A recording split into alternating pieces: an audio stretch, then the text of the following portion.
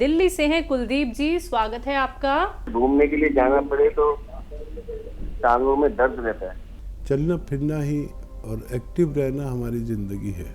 जो लोग एक जगह बैठ जाते हैं किसी कारणवश, उनको फिर ये तकलीफ़ होने लगती है और धीरे धीरे चलने फिरने की कोशिश करें। अगर किसी सूरत भी किसी का कोई दर्द न जाता हो तो बस एक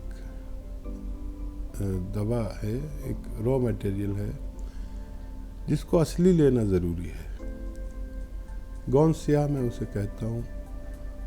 मैंने उसको बारे में रिसर्च किया, आप लोगों तक पहुँचाया, बताया और उससे लोगों को बड़ा फ़ायदा होता है। गौन स्याह ले लें और आधा ग्राम सुबह, आधा ग्राम शाम खाने के बाद, किसी तरह अपने खाने के बाद यानी नाश्ते के बाद आधा ग्राम खा लिया करें। खाने का तरीका आपका होगा। कोई ये जो मटेरियल है ये चिपकता है क्योंकि गोंद है, तो इसको पाउडर बनाना ये कच्ची दवा है।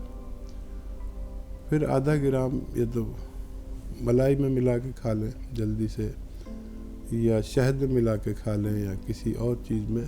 शर्त है कि आपके पेट में आधा आधा ग्राम 2 बार में जाना चाहिए खाने के बाद। ये अगर आप कुछ रोज़ लेंगे तो किसी भी तरह का दर्द का ठीक होना मुमकिन है। रीढ़ की हड्डी की प्रॉब्लम को लेके जिन लोगों को इस तरह की कोई भी समस्या हो जाती है, तो क्या ये एक बहुत बड़ी बीमारी हो सकती है? क्या इसकी वजह से कोई भी व्यक्ति पैरालाइज हो सकता है, या फिर सांस लेने में दिक्कत आ सकती है, तमाम तरह की परेशानी उत्पन्न हो सकती हैं? किसी भी चीज़ की कोई लाइफ लाइन होती है और वो उससे रीढ़ की हड्डी कहा जाता है जी। और जो नज़र ना आने वाली ये चीज़, और बहुत अहमियत नहीं देते हम इसे, लेकिन ये रीढ़ की हड्डी, किसी भी काम की अगर रीढ़ की हड्डी है और उसमें चोट आती है तो सारा काम, सारा कारोबार ख़राब हो जाता है। तो ये रीढ़ की हड्डी हमारी यहाँ से शुरू होकर नीचे हिप तक जाती है और ये डिस्क है और इनमें तरह तरह की परेशानियाँ आती हैं। अक्सर आपने देखा होगा एक्सीडेंट हुआ और आदमी की कमर में यानी रीढ़ की हड्डी में चोट लगी और उसका नीचे का हिस्सा गैर हसास हो गया, यानी फिर उसे एहसास नहीं रहा नीचे के हिस्से से का। न टांगें हिल पाती हैं, न लैट्रिन का, न पेशाब का, किसी भी चीज़ का उसे पता ही नहीं रहता। तो इसके अंदर एक नर्व होती है या मींग होती है, कुछ भी कह लीजिए, तो उसमें अगर चोट लग जाए तो आदमी ज़िंदगी भर बेड पर पड़ा रहता है। बहुत कम लोग ऐसे हैं जिनको फ़ायदा हो पाता है और इसी से सब कुछ चलता है। मैंने तो इस पर इतना रिसर्च किया, रीढ़ की हड्डी पर, और इससे ताल्लुक़ रखने वाली नसें इसी के साथ नीचे ऊपर जा रही हैं।